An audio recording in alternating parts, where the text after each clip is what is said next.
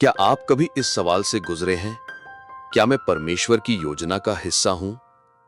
जब जीवन बिखरा हुआ लगता है, जब अतीत की गलतियां हमें जकड़ लेती हैं, तो एक इतिहास की किताब हमें आश्वस्त करती है कि परमेश्वर हर पीढ़ी, हर नाम, हर आंसू को गिनता है।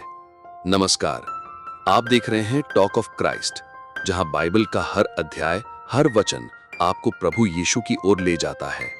आज हम जानेंगे वो पुस्तक जो इतिहास से कहीं ज्यादा है, एक इतिहास, परमेश्वर की नजर से लिखा गया इतिहास।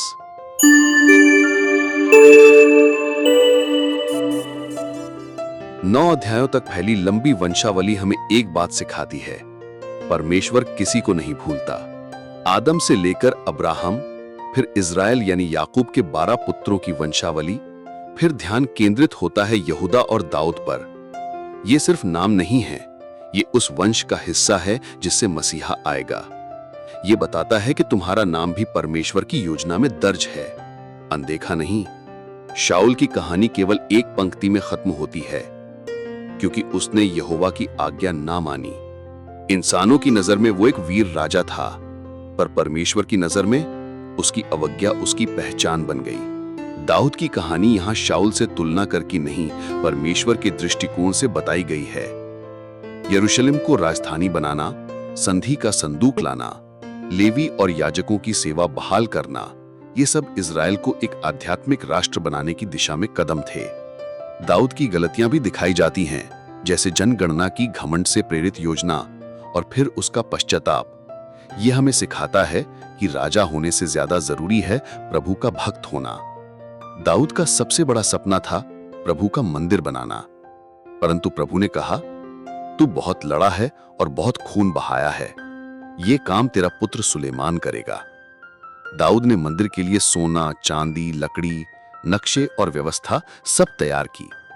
एक योद्धा पिता अपने बेटे के लिए आध्यात्मिक नींव रखता है। अंत में दाऊद एक सभा बुलाता है और सबके सामने कहता है, अब तुम सब मेरे पुत्र सुलेमान की सहायता करो, क्योंकि यह कार्य महान है। यह किसी मनुष्य का नहीं, परमेश्वर का मंदिर है।